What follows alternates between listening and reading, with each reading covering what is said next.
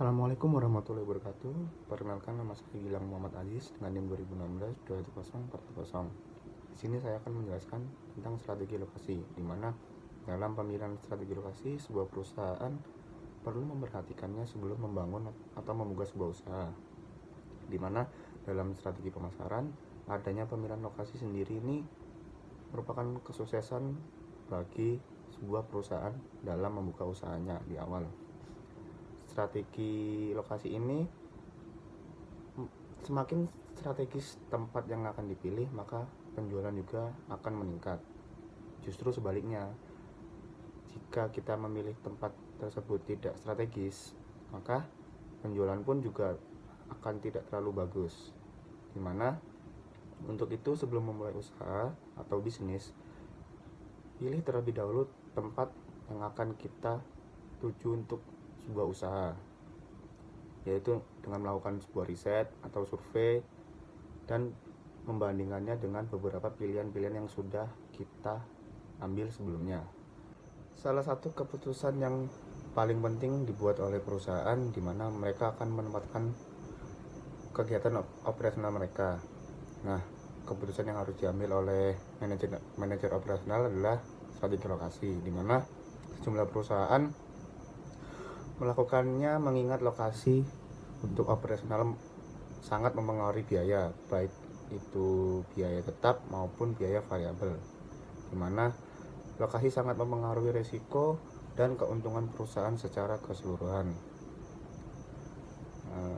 Kemudian strategi dan keputusan pemilihan lokasi tergantung pada bisnis apa yang dilakukan oleh perusahaan. Misalnya industri, di industri itu sangat meminimalkan biaya pengeluaran yang ada agar mencapai keuntungan sebaik-baiknya. Kemudian bisnis eceran ini memaksimalkan pendapatan. Kemudian di bidang pergudangan, kombinasi antara biaya dan kecepatan pengiriman. Selanjutnya ada 3 kemungkinan dalam pemilihan lokasi, di mana pilihan-pilihan yang ada dalam lokasi meliputi meluaskan fasilitas yang ada namun tidak pindah. Kemudian jika lokasi yang sudah ada itu, maka kita mempertahankan lokasi yang ada itu selagi menambah fasilitas lain di tempat-tempat yang lain akan kita bangun usahanya.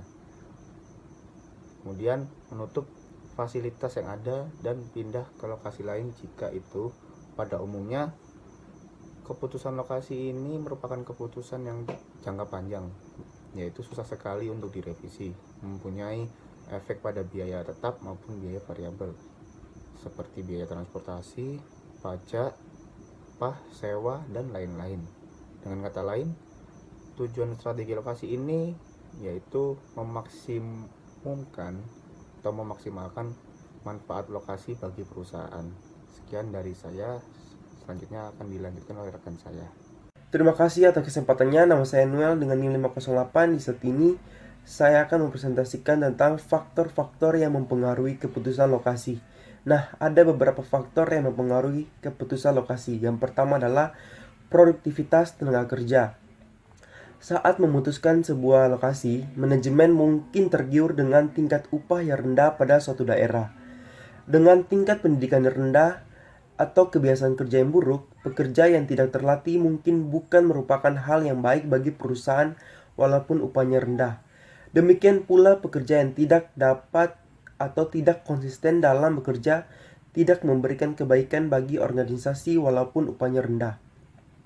Yang kedua adalah risiko nilai tukar dan mata uang. Walaupun tingkat upah buruh dan produktivitas dapat membuat sebuah negara terlihat ekonomis, tingkat nilai tukar yang tidak menguntungkan dapat menghilangkan penghematan yang telah dilakukan. Perusahaan terkadang dapat mengambil keuntungan dari nilai tukar yang menguntungkan dengan memindahkan lokasi atau mengekspor produk ke negara asing.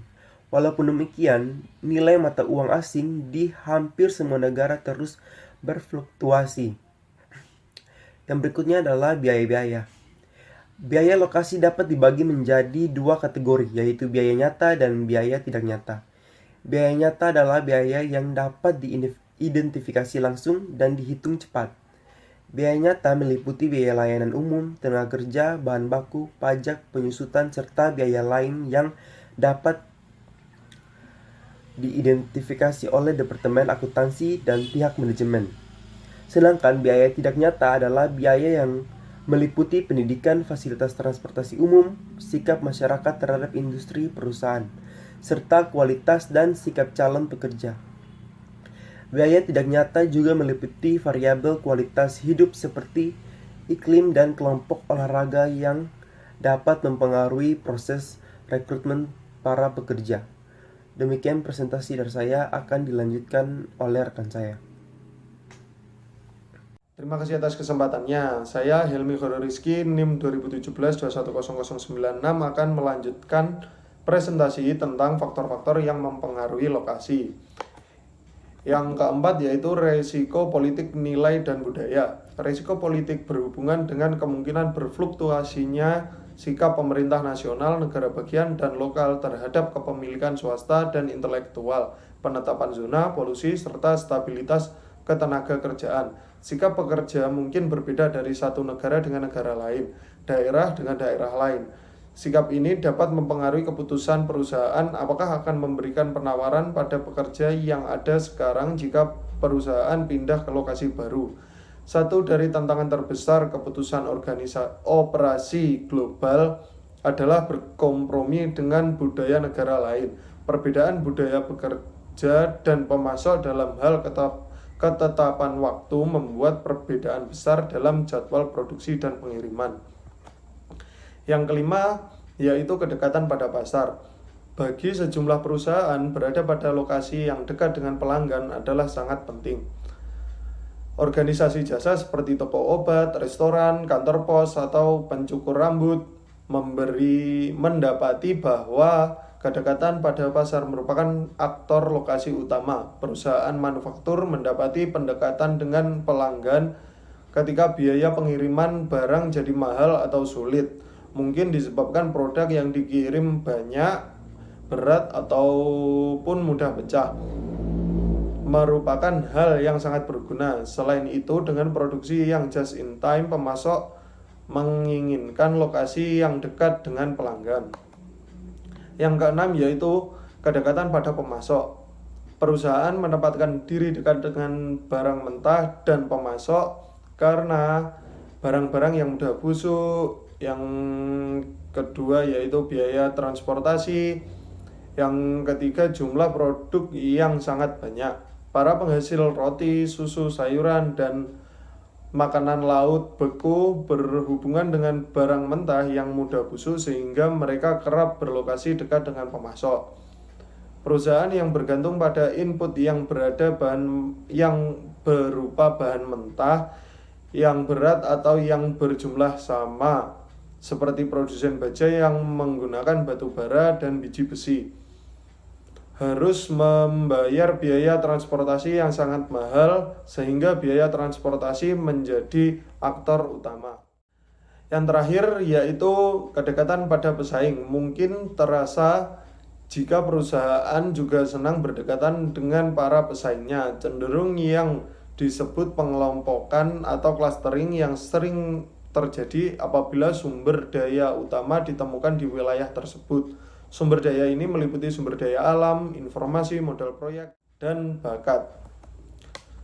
Slide selanjutnya yaitu menjelaskan tentang metode evaluasi alternatif lokasi. Terdapat beberapa metode yang digunakan untuk menyelesaikan masalah lokasi, yaitu metode pemeringkatan faktor, analisis titik impas lokasi, metode pusat gravitasi, dan model transportasi. Sekian presentasi saya. Selanjutnya akan dijelaskan oleh rekan saya. Terima kasih. Terima kasih atas kesempatannya. Saya Erika Disha Fitri dengan NIM 008 akan melanjutkan presentasi dari rekan saya. Jadi tadi sudah dijelaskan metode-metode dalam penetapan lokasi. Kali ini saya akan menjelaskan tentang metode pemeringkatan faktor. Jadi metode pemeringkatan faktor adalah metode lokasi yang mengikut sertakan objektivitas ke dalam proses-proses identifikasi biaya yang sulit untuk dievaluasi. metode pemeringkatan faktor ini sering digunakan untuk mencakup beragam faktor, mulai dari pendidikan, rekreasi, hingga keterampilan tenaga kerja. Lalu, metode pemeringkatan faktor sendiri memiliki 6 langkah.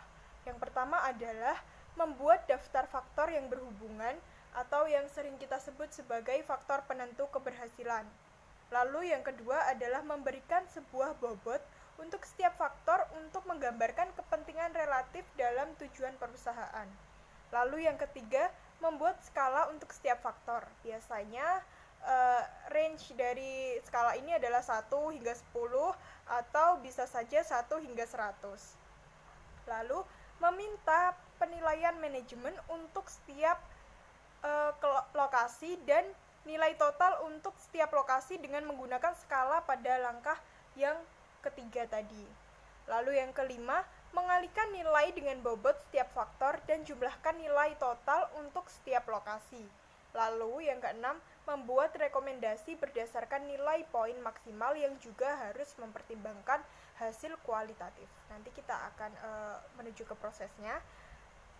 Di sini, jika sebuah keputusan itu bersifat sensitif terhadap perubahan-perubahan kecil, maka analisis lebih lanjut mengenai pembobotan atau penilaian mungkin perlu dilakukan. Sebagai alternatif lain, manajemen itu dapat menyimpulkan faktor tidak nyata, bukan merupakan kriteria yang tepat sebagai dasar pengambilan keputusan lokasi. Oleh karena itu, manajer menempatkan bobot utama pada aspek kebutuhan yang lebih kuantitatif. Nah, kita punya contoh di sini adalah metode pemeringkatan faktor untuk memperluas Dem Park. Jadi Five Flags di Florida, rantai Dem Park yang berorientasi pada 10 keluarga di Amerika Serikat telah memutuskan untuk memperluas ke luar negeri dengan membukakan taman pertamanya di Eropa. Dia ingin memilih di antara Prancis dan Denmark. Maka dari itu, dia menggunakan metode pemeringkatan faktor.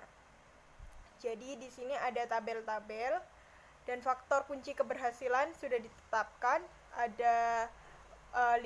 Yang pertama adalah kesediaan tenaga kerja dan perilaku, lalu yang kedua adalah rasio orang terhadap mobil, lalu pendapatan per kapita dan struktur pajak, serta yang terakhir pendidikan dan kesehatan.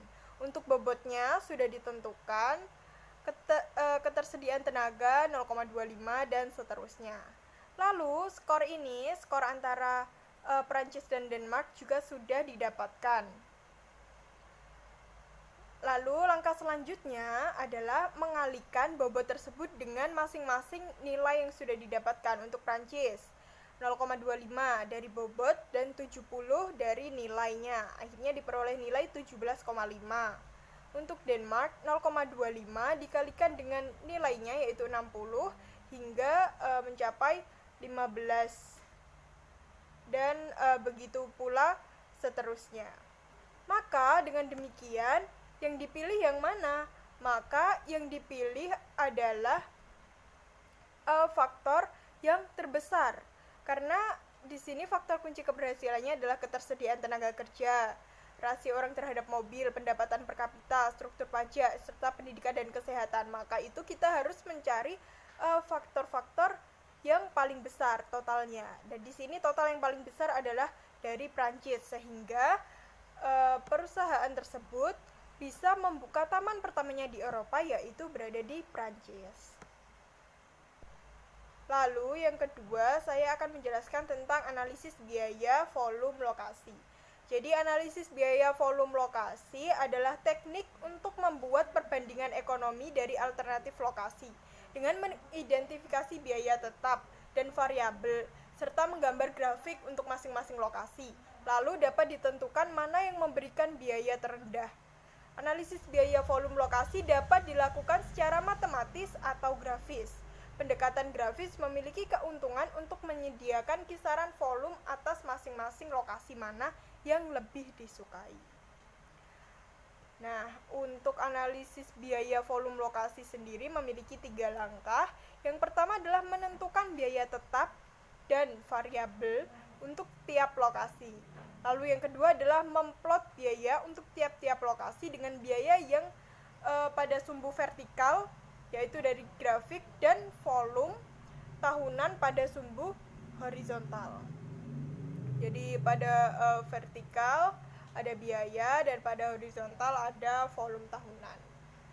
Nah, langkah yang ketiga adalah memilih lokasi yang memiliki total biaya terendah untuk volume produksi yang diharapkan. Nah, di sini kita ada contohnya, yaitu analisis biaya volume lokasi bagi pabrikan suku cadang. Kisahnya yaitu Esmail Mohebi, pemilik dari European Ignition Manufacturing, itu ingin memperluas kapasitasnya. Dia sedang mempertimbangkan 3 lokasi. Yang pertama adalah Athena, yang kedua adalah Brussels, lalu yang ketiga adalah Lisboa. Nah, untuk pabrik baru ini, perusahaan berharap dapat menemukan lokasi yang paling ekonomis untuk volume 2000 unit per tahun yang diharapkan. Nah, di sini bisa kita lihat untuk grafiknya. Yang berwarna merah adalah kurva biaya dari Lisboa, lalu yang berwarna kuning kurva biaya Brussels, dan yang berwarna abu-abu adalah kurva biaya dari Athena. Untuk rinciannya sebagai berikut. Jadi pada soal tadi sudah kita ketahui bahwa biaya tetap per tahunnya untuk masing-masing adalah 30.000 US dollar, 60.000 US dollar, dan 110.000 US dollar. Untuk biaya variabelnya adalah 75 US dollar per unit, lalu 45 US dollar per unit, dan 25 US dollar per unit. Sedangkan harga jual yang diharapkan pada masing-masing adalah 120 US dollar. Maka dari grafik bisa ditarik kesimpulan untuk Athena. Total biayanya yaitu 30.000 US dollar. 30.000 kita dapatkan dari biaya tetap per tahun, ditambahkan dengan 75 US dollar didapatkan dari biaya variabel, dikalikan dengan 2.000. 2.000 adalah total unitnya yang diharapkan. Maka mendapatkan jumlah 180.000 US dollar. Lalu untuk Brussels, total biayanya yaitu 60.000 US dollar ditambah 45 US dollar dikalikan dengan 2.000, maka totalnya adalah 150.000 US dollar. Begitu juga dengan Lisboa, total biayanya yaitu 110 US dollar ditambah dengan 25 US dollar dikalikan dengan 2000, maka hasilnya adalah 160.000 US dollar. Nah, dari ketiga pilihan ini, maka yang paling memberikan biaya paling rendah adalah Brussels dengan biaya total 150.000 US dollar. Nah, maka dari ketiga option yang dapat dipilih adalah Brussels. Untuk laba yang diharapkan berapa, begitu kan? Maka caranya adalah laba sama dengan total pendapatan dikurangi dengan total biaya.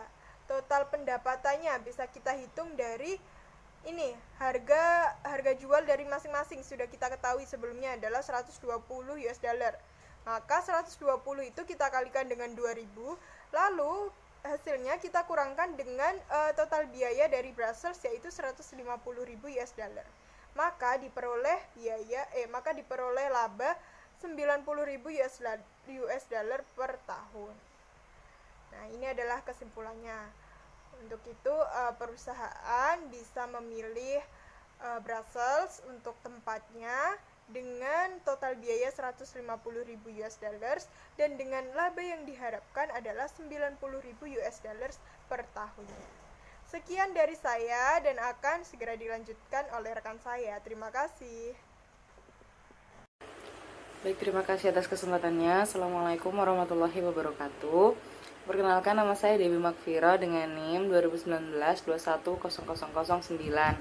Di sini saya akan melanjutkan presentasi dari rekan saya.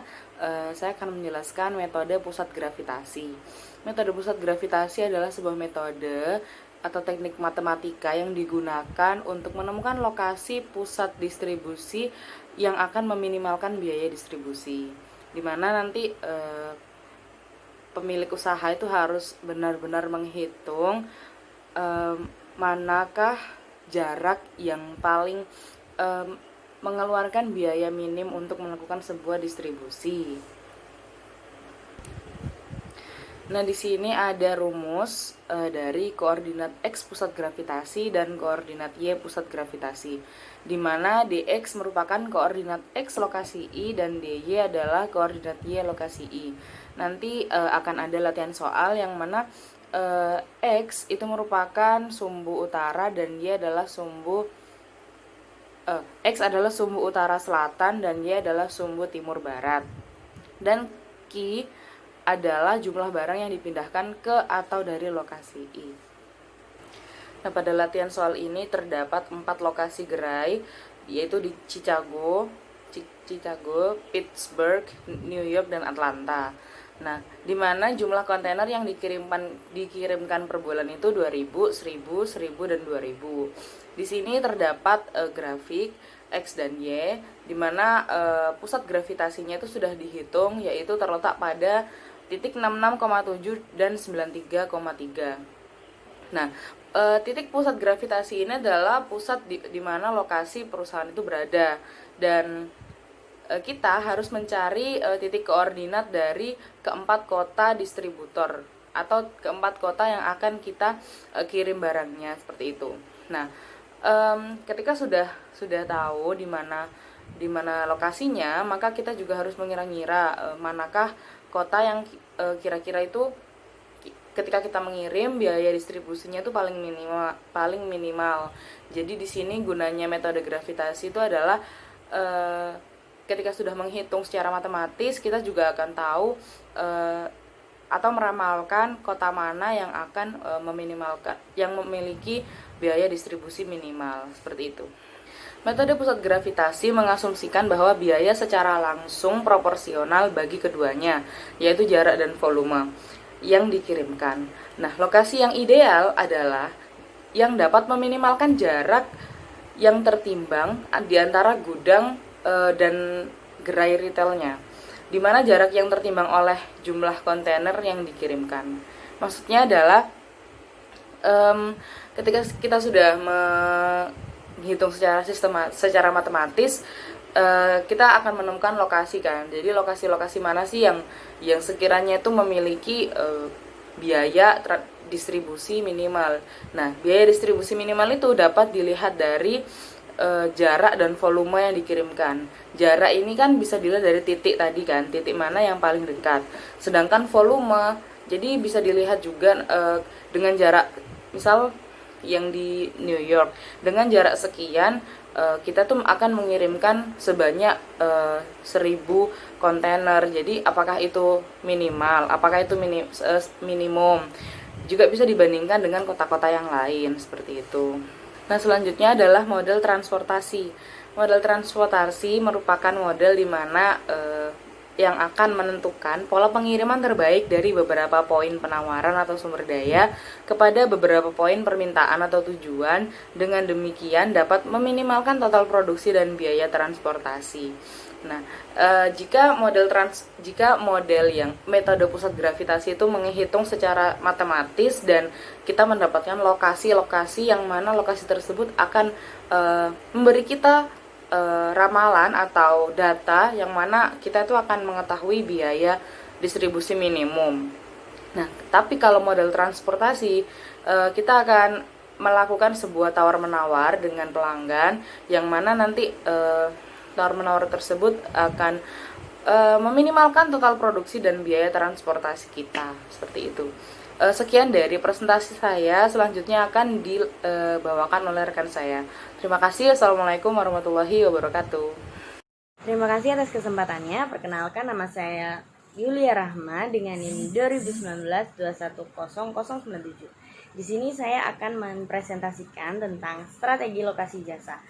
Strategi lokasi jasa fokus dalam analisis lokasi sektor industrial adalah pada meminimalisasi biaya, maka fokus dalam sektor jasa adalah untuk memaksimalkan pendapatan. Hal ini disebabkan oleh perusahaan manufaktur menemukan bahwa biaya pada pokoknya cenderung bervariasi di antara lokasi. Sementara untuk perusahaan jasa menemukan bahwa lokasi seringkali memiliki lebih banyak dampak pendapatan daripada biaya. Oleh karena itu, bagi perusahaan jasa, lokasi yang spesifik seringkali mempengaruhi pendapatan daripada terhadap biaya. Hal ini berarti bahwa fokus lokasi bagi perusahaan jasa menjadi penentu volume konsumen dan pendapatan. Di sini ada 8 faktor yang menentukan volume pendapatan bagi perusahaan jasa, yaitu daya beli konsumen pada area yang dituju, jasa dan gambaran sesuai dengan demografis konsumen pada area yang dituju, persaingan dalam area, kualitas persaingan, keunikan dari lokasi perusahaan dan para pesaingnya, kualitas fisik dari tempat fasilitas dan bisnis sekitarnya, kebijakan operasional perusahaan, dan yang terakhir, kualitas dari manajemen. Selanjutnya saya akan menjelaskan tentang sistem informasi geografis. Merupakan perangkat yang penting untuk membantu perusahaan mencapai keberhasilan. Keputusan analitis dengan mengacu pada lokasi. Sistem informasi geografis atau Geographic Information System atau GIS menyimpan dan memperlihatkan informasi yang dapat dihubungkan dengan lokasi geografis.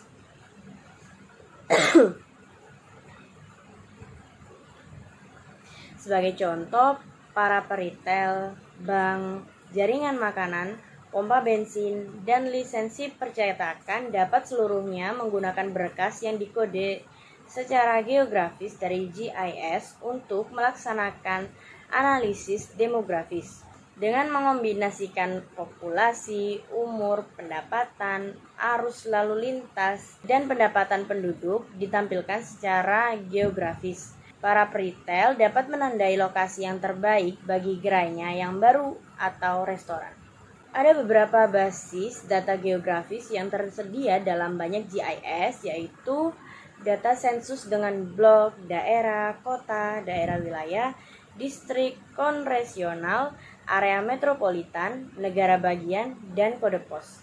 Selanjutnya, peta seluruh jalan, jalan tol, jembatan, dan terowongan. Selanjutnya, fasilitas umum seperti saluran air, listrik, dan gas. Selanjutnya, semua sungai, gunung, danau, dan hutan. Lalu yang terakhir itu ada seluruh bandar udara utama, kampus, dan rumah sakit. Sekian presentasi yang disampaikan oleh kelompok kami. Kurang lebihnya mohon maaf. Wassalamualaikum warahmatullahi wabarakatuh.